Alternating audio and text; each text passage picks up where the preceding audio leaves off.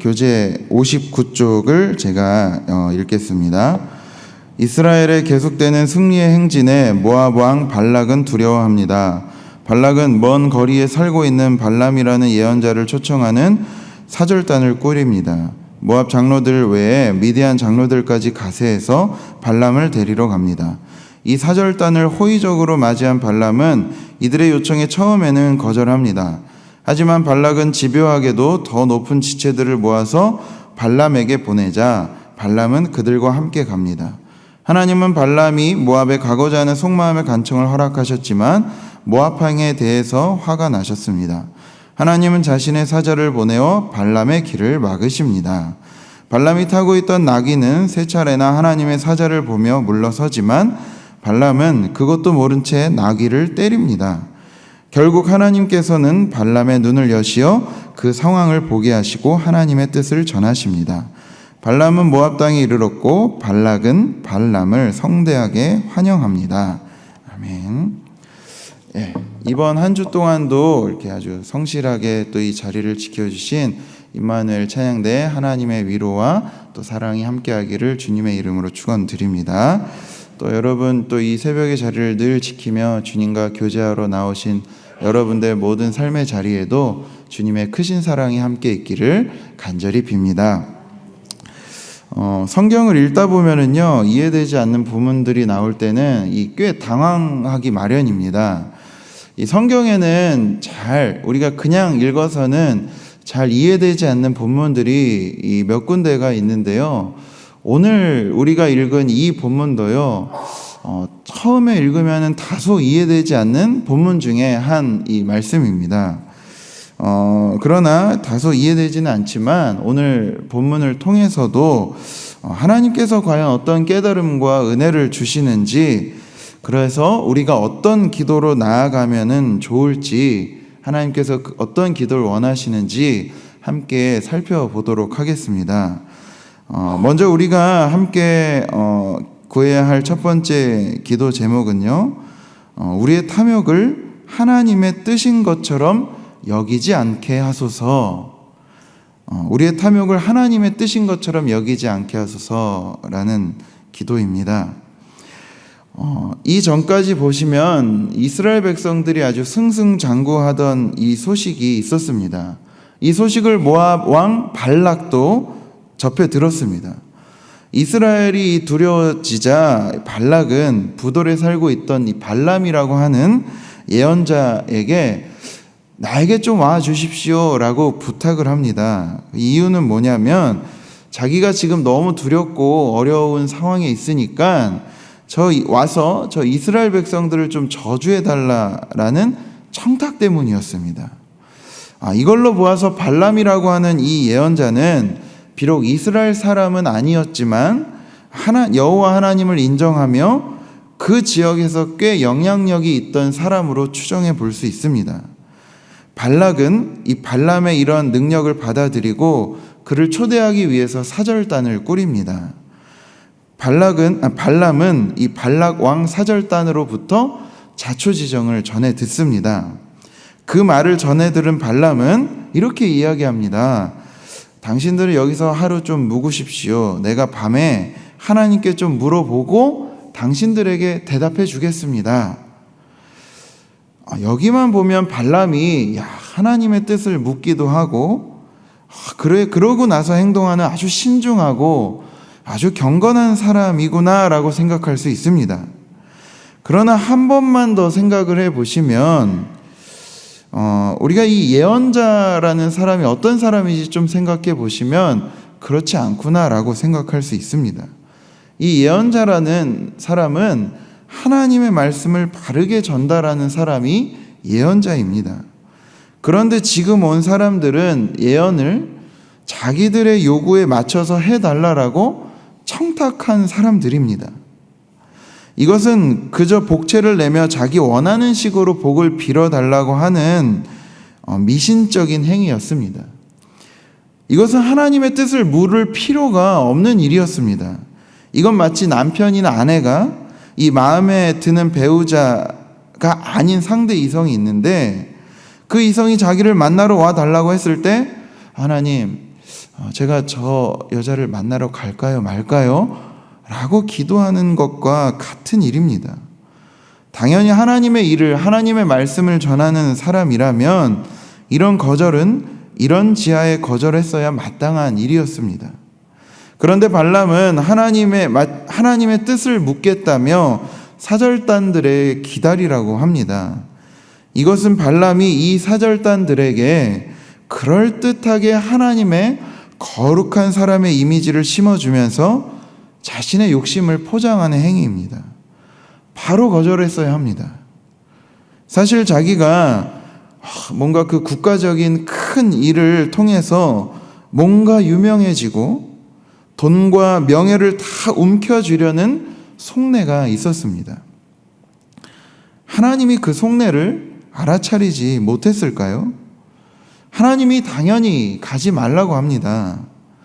인자하신 하나님께서 발람더러 가지 말라라고 친절히 말씀해 주십니다.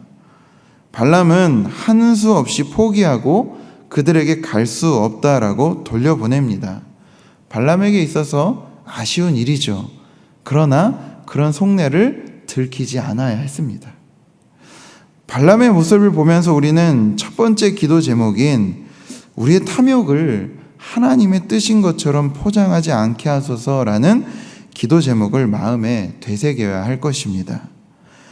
두 번째로 우리가 함께 기도할 것은 집요하게 내 욕심과 뜻을 관철하는 것이 무엇인지 깨닫게 하소서라는 기도 제목입니다.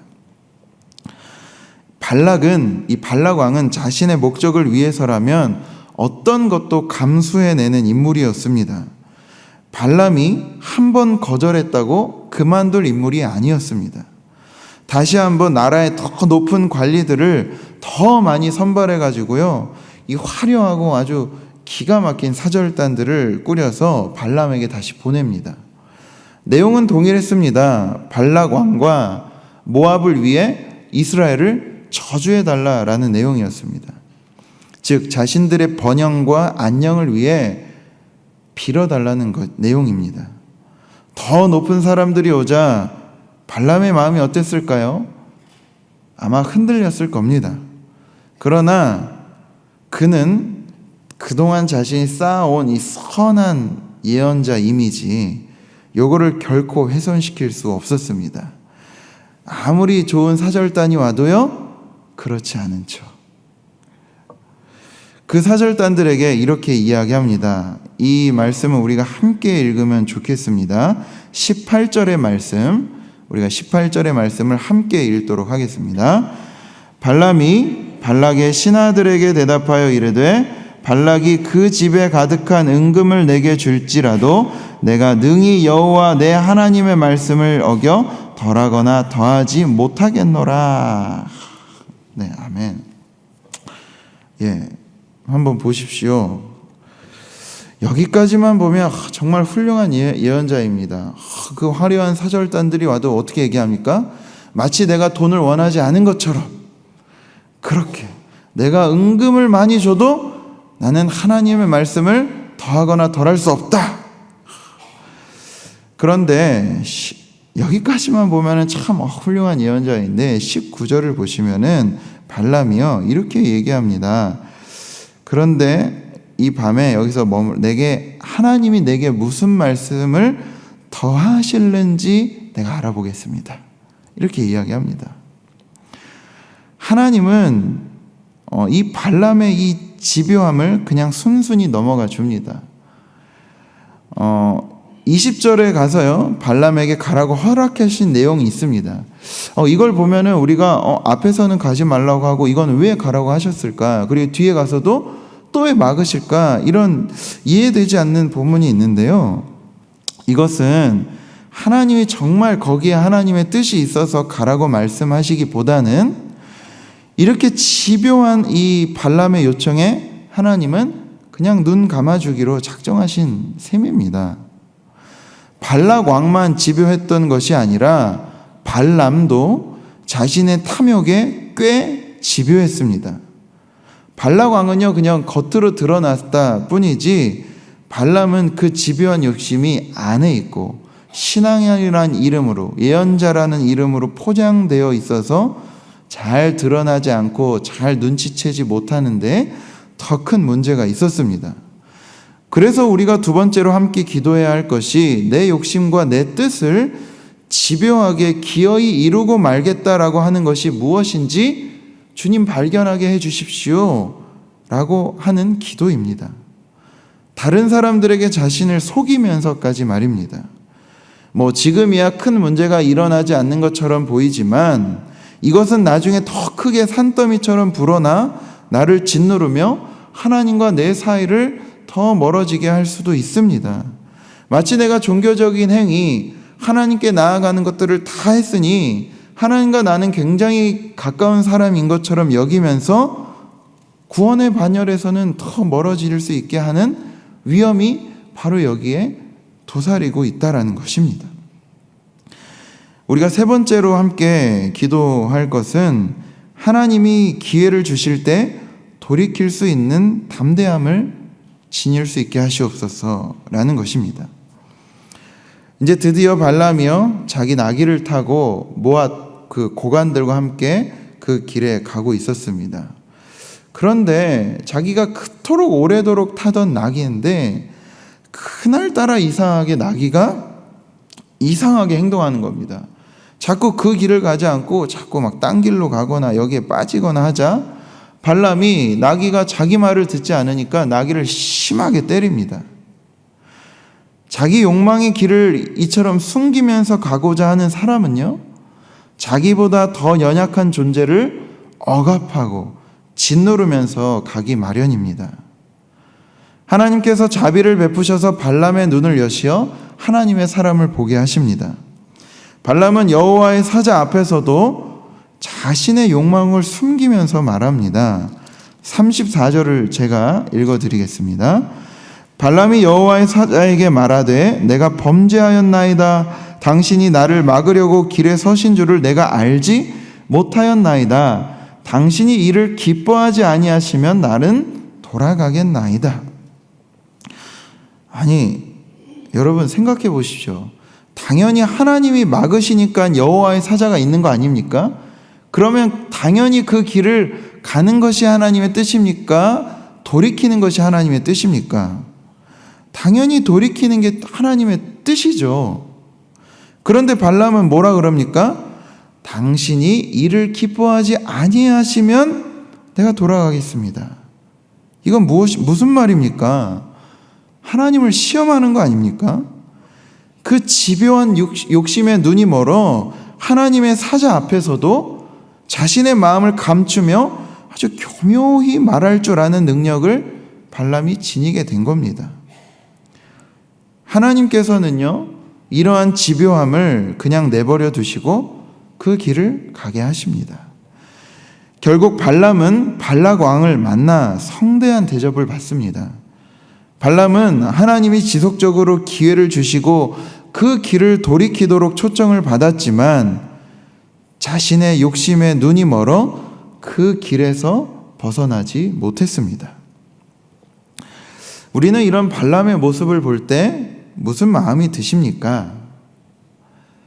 사실 우리도 발람과 별로 다르지 않는 사람들입니다. 우리도 때로는 이 신앙이라는 이름으로 우리의 욕망을 포장해서 살아오기도 합니다. 그렇기 때문에 우리는 주님의 긍휼히 여겨주심이 필요한 존재들이고 하나님 안에서 우리의 욕망들이 무엇인지를 잘 비추어 보아야 합니다. 때로는 드러나지 않는 것이 더 위험할 때가 많습니다. 그래서 주님께서 우리를 구원해 주시고 인도해 주신 사랑을 배신하거나 이용하지 않도록 우리 삶이 날마다 하나님 기뻐하시는 선택을 할 수 있도록 때로는 내가 다른 길을 갈 때 돌이킬 수 있도록 주님의 도우심을 구해야 할 것입니다. 오늘 이 시간 우리 이 세 가지 기도 제목을 기억했으면 좋겠습니다. 하나님, 혹시 우리의 탐욕을 하나님의 뜻인 것처럼 여긴 일은 없는지, 집요하게 내 욕심과 뜻을 관철하는 것이 무엇입니까? 그리고 때로는 내가 그 길들을 아무 생각 없이 가려고 했었을 때 하나님이 주신 기회를 주실 때 돌이킬 수 있는 담대함과 때로는 그 길을 포기하고서라도 손해를 보고서라도 돌이킬 수 있는 용기를 허락해 주시옵소서. 그렇게 우리 주님과 깊은 교제를 가지시고 지금 청년부 수련회가 있고 또 오늘 마을과 함께하는 물놀이가 있습니다. 우리 교회가 하는 또 이 교회 학교 또 수련회를 위해서도 여러분들 함께 기도하는 시간 갖도록 하겠습니다. 우리 함께 주님의 이름 부르며 같이 기도하시겠습니다.